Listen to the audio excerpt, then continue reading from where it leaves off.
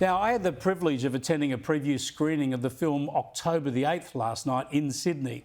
The documentary analyses the rise of anti-Semitism in the US, particularly on university campuses, immediately after the atrocities, of course, of October the 7th. Now, as I've highlighted here so many times, it remains incredible and frightening that before Israel had even retrieved all the bodies, and while hostages were still being dragged away into Gaza, the aggression from some turned not against the Hamas terrorists, but on the victims, the Israelis.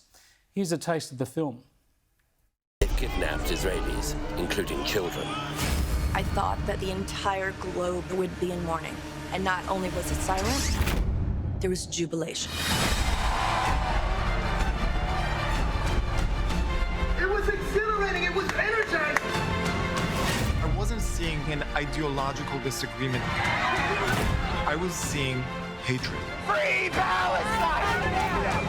The hate started flooding in almost immediately. Students called it resistance, they called it justified, they began calling Zionist students racist.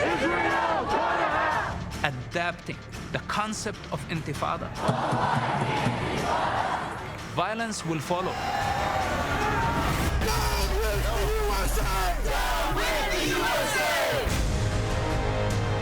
This is not about Jews. This is about democracy. This is about human decency. What does it mean that the future leaders of the most important democracy in the world are chanting for intifada? What is the country going to look like a decade from now? What is at stake is the soul of America.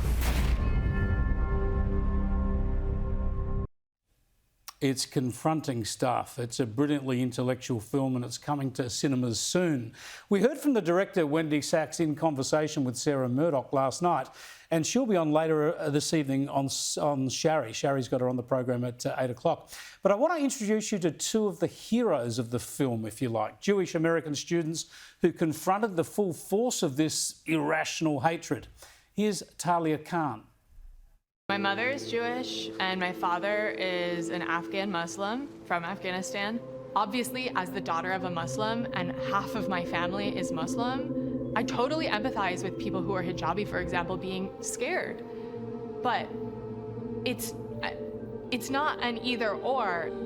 President Kornbluth, please let me go back to being a scientist. Let me go back to being a student.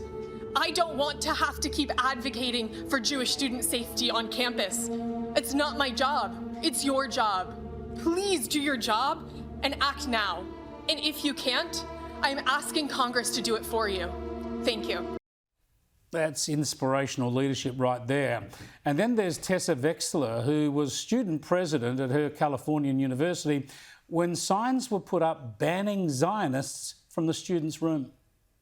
The next morning, the Jewish students chose to go and they chose to sit in the exact room where they were told they were not allowed to be.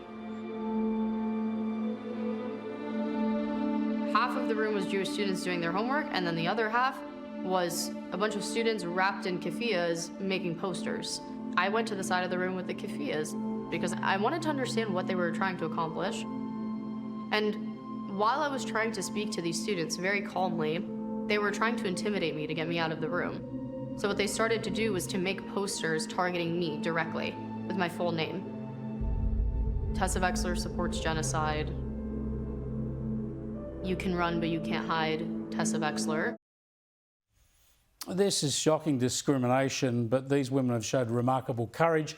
And I'm pleased to tell you that Talia and Tessa both join me now live on the desk. Welcome to the program. Welcome to Australia. Thank you so much for having us. Thank you. Talia, let me start with you. You've taken the fight all the way to Congress. You've experienced the discrimination, the hatred, and you've pleaded with leaders to do something about it.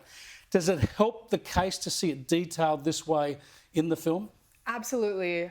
I think that one of the biggest benefits of this film and the way that the story was told is that it shows very clearly that the things that were happening on campus, that happened to Tessa, that happened to me, and all of the other Jewish students on campus, it wasn't about politics or policy. It wasn't about whether or not you agree with Bibi Netanyahu or not. It was really just bullying and hatred and support for terror. And these kinds of attacks weren't based in, it was not like a goodwill discussion that students were trying to have with the Jewish students or the Zionist students.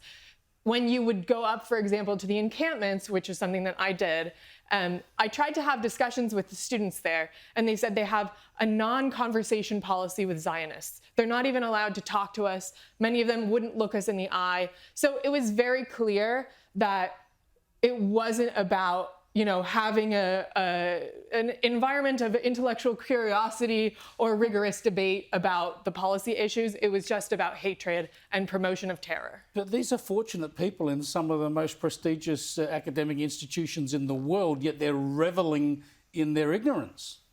Yeah, I mean, it was really hard to watch. It was hard to see these students being so close-minded on campus and really, again, not being willing to engage in conversation. And I think the same thing happened with Tessa, you know, when she was trying to talk to the students, as you saw from the clip, on the other side of the room. I'm sure she can explain more. Yeah. They wouldn't, you know, have a conversation with her. Yeah, Tessa, I wanted to talk, obviously you're elected to head up the student body, so there's an element of popularity involved in that. You won the election, yet suddenly this all turns against you because of this anti-Semitism. They tried to, well, they succeeded in having a vote to get you out of that, to remove you from the presidency. You prevailed, but tell us about the personal trauma of going through that.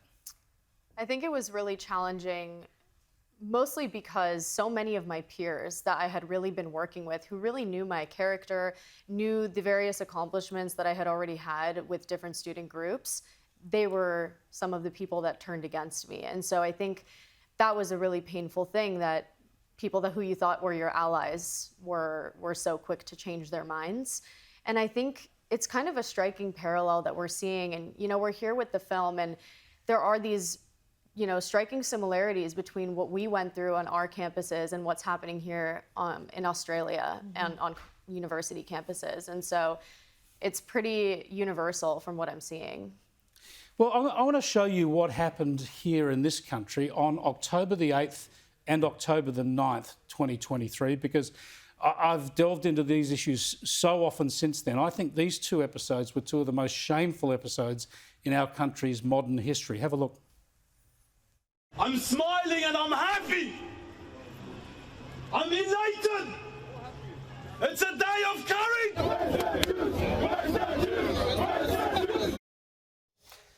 Yeah, our beloved Opera House there, seeing that sort of hatred. Now, Tessa, let's start with you. It's so the film goes into this in some detail at the start, especially. But how do you reconcile humans celebrating the slaughter of other humans, especially when at this stage Israel hasn't even retaliated, hasn't even been able to reclaim the bodies of its victims? I think if anything, it just shows you that this is not about politics. This is about anti-Semitism.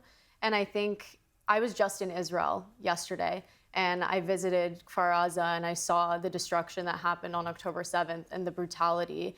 And it's pretty unbelievable that less than 24 hours, we're still counting our dead, that people are already rejoicing in it. And so it really, really proves that this is Jew hatred. Talia, you must have such a unique perspective on this when you have a Jewish side and a Muslim side to your family.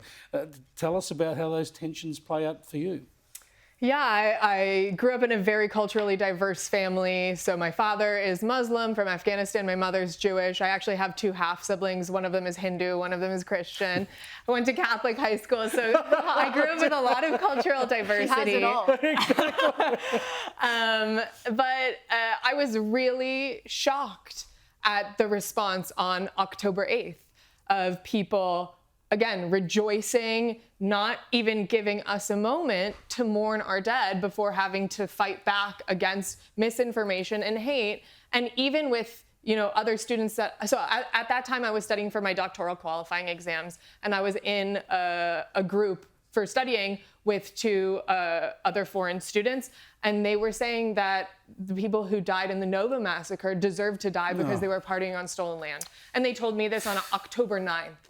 And so, yeah, it was very hard right after to deal with all of that. It's unthinkable. but we only have about a minute left. I want each of you to give me 30. This is such a big topic. But in 30 seconds, starting with you, Tessa, what could we do to start overturning this hatred and ignorance? I think the first thing is that we need to agree what this is about. And first and foremost, this is a fight for Western values and for humanity against hatred of all kinds. The thing that people really don't understand is that it starts with the Jews, it never ends with us. And so if we care about the free world and we can all agree on that, it will help us unite against this form of hatred. Talia? I think what Tessa said is exactly right. And I think it's really important to make sure, again, as Tessa said, Jews are the canary in the coal mine. This is, you know, a battle against Western values, against democracy, against women's rights, etc. And we need to make sure that not just Jews are standing up and speaking out against this, that we have allies who are also standing up and speaking out against this kind of hate and this kind of, you know, reveling in terror. Well, it's great to meet both of you. I admire your courage. Congratulations on the stands you've taken. I hope you have a great stay in Australia. And Talia, you can pop into mosques, synagogues, churches, temples. You can do everything. Yeah. Have a great stay. Thanks for joining us. Thank you. That's Talia Khan there and Tessa Wexler, a couple of very courageous Americans. Keep an eye out for this film, October the 8th. It's going to be released in cinemas soon.